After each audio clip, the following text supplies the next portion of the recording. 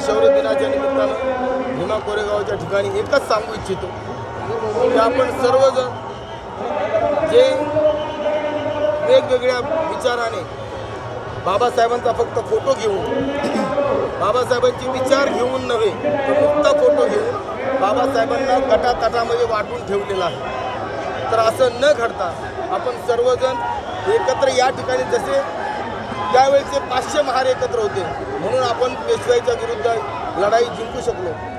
मला एवढंच सांगायचं आहे की आपण यापुढेही एकत्र कसे येऊ हाच प्रयत्न आपण केला पाहिजे।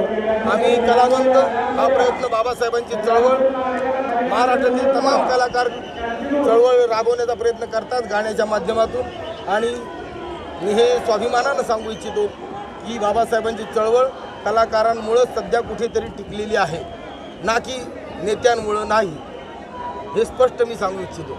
आणि मला एवढंच सांगायचं की सर्व नेत्यांनी मिळून सर्व समाजाने मिळून एकत्र यावं हीच या शौर्य दिनाच्या निमित्तानं अपेक्षा व्यक्त करतो।